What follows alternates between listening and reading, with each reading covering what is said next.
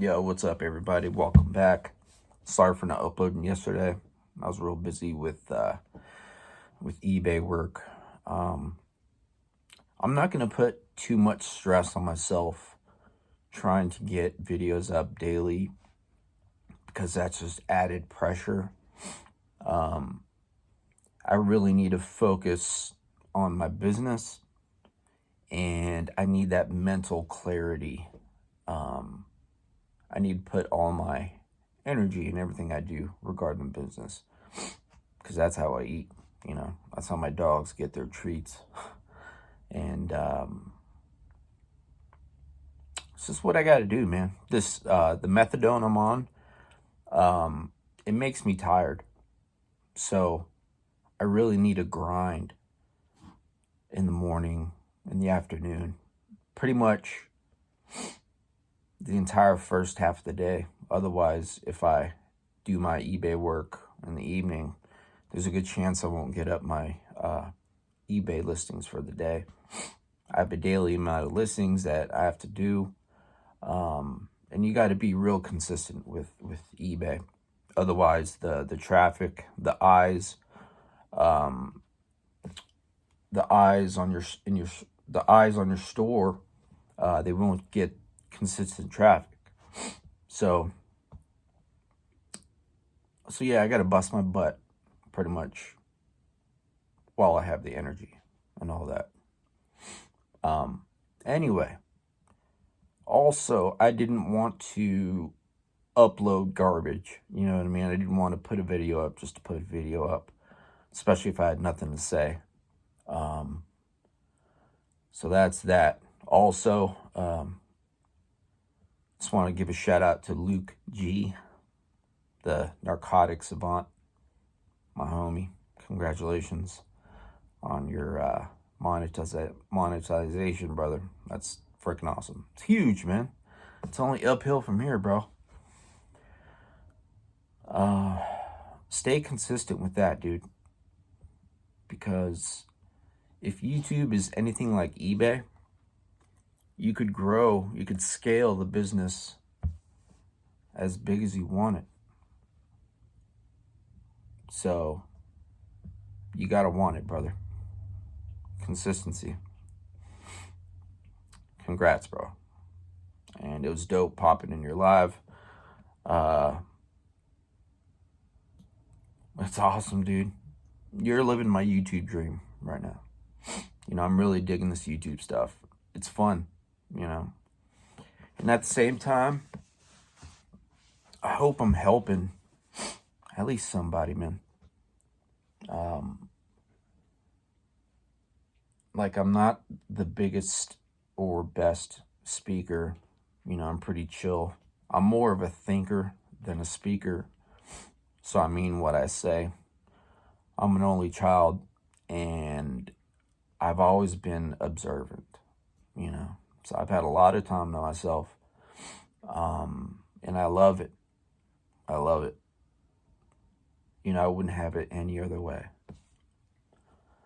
So, but yeah, I'm really trying. I'm trying to make each video better than the last, and I hope you guys are enjoying it.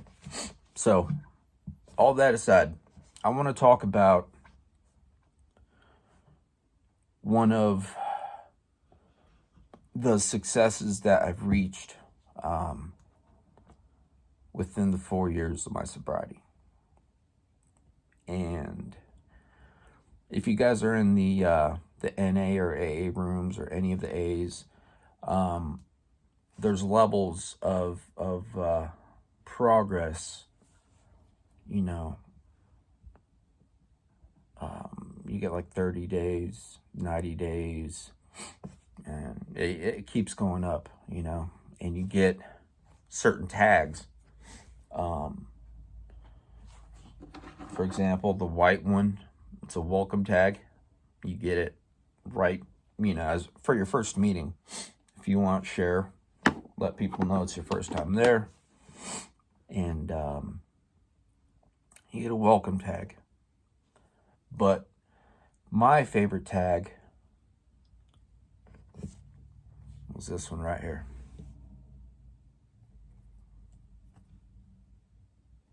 says clean and serene for 30 days. The first 30 days of my sobriety,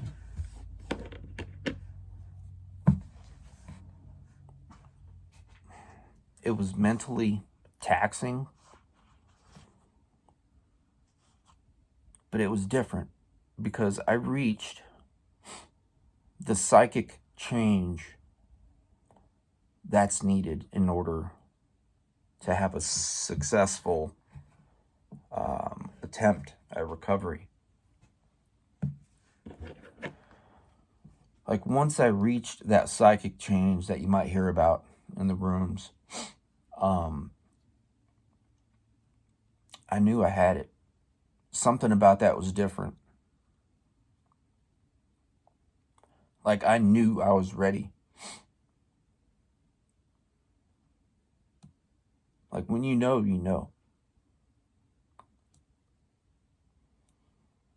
And one day it's just going to hit you, man. Like you're going to be like, I'm done. There's nothing that family or anybody could do to make the addict stop. Like it just has to come from them. And like to any parents out there, if you have a family member or child, or if you care about anybody that is suffering from addiction, like all you could do is be there for them, support them. Do not enable them. If I was in active addiction and you gave me $20, $10, $5 for dinner, that cash would be gone, I'd put up a front, be like, yeah, that burger was great. Thank you so much. But nah, bro, like that's going straight to dope. And it's got to be real cautious as to how you approach giving that addict, any money. Anyway, I'm getting off course. The first 30 days, actually within the first week, while I was in treatment, I obtained a sponsor. The first guy really didn't work out. Like, he was an alcoholic, and when I would tell him my stories, things I had to do to get money for dope, like we just didn't relate. We didn't click. He was an older guy. He was cool. I'm sure he would have been a good sponsor for somebody else, but for me, it didn't work. So I got another sponsor, and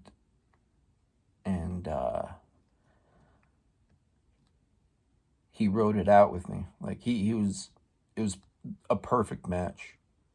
He was like in his 80s, I believe. He was in the Korean War. A black gentleman. Super sharp. And as soon as I met him, like I knew I was in good hands. Like I felt safe. I really looked forward to going to the outside meetings every day and just talking with him, conversing with him, letting him know everything I'm going through. We all need a good group of men, a good group of people that are in sobriety, that are clean, people that you could go to, people that you could talk to. Sure, if you have parents, if you have family, that's one thing, but talking to somebody that you don't know, that you've never met, but they know exactly what you're going through, they know what you've been through, and they know what will happen if you choose to divert from your sobriety. Having someone like that on your team is priceless.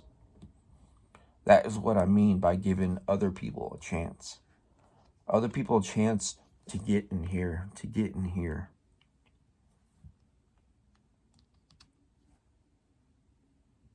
When I was in active addiction, I was so guarded. I was numb to everything. I didn't want to let people in here or in here. I didn't have time for that.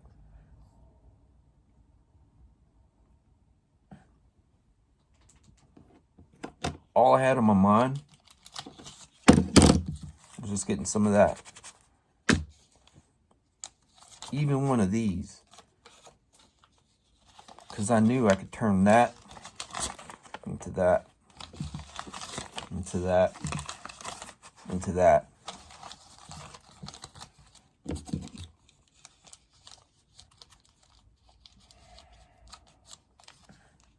I learned so much about myself within the first 30 days. That was one of the hugest milestones of my recovery. And it felt so good to be able to obtain this, to deserve this. I even had some of my family at the meeting to celebrate with me because I knew I earned it. I developed the strongest, the most solid routine in treatment. Right when I got there, I didn't want to let the staff see me detoxing because they would have sent me to detox. I knew if they would have sent me back, I would have checked right out and probably caught a case somehow. A theft charge, another theft charge. So I had to fake it till I made it. I worked out first thing in the morning. My first day, I didn't work out. I just needed to eat something, drink some water, get acquainted somewhat with the facility, with the people there. Everybody there was at different stages in their sobriety. I just ate something, drank something, and went to sleep early. The next morning I woke up.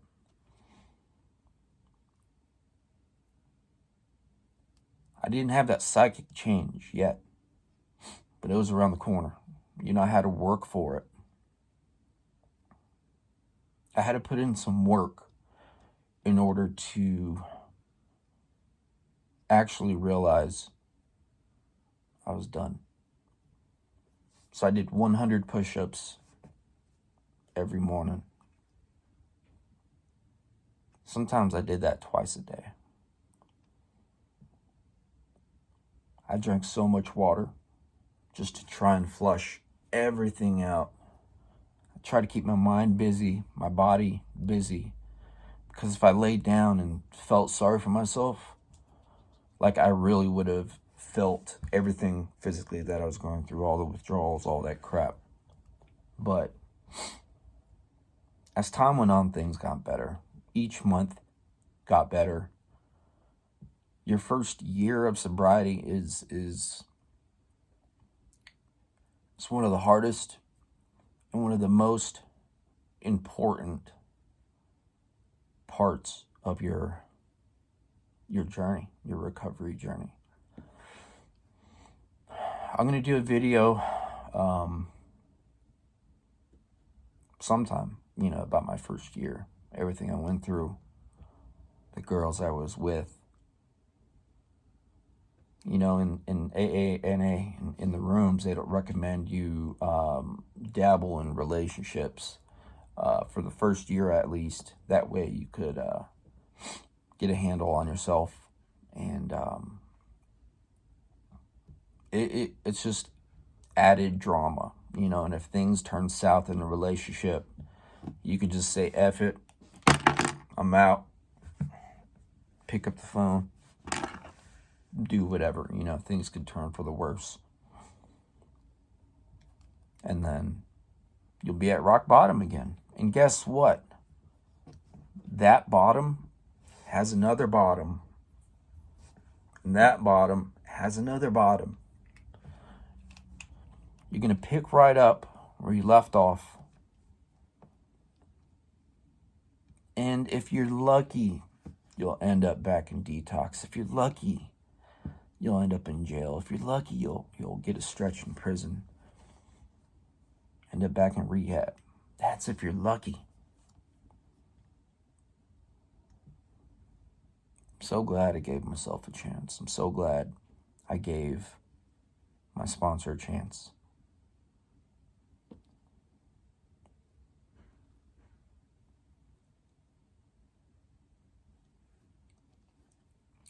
Thanks for listening.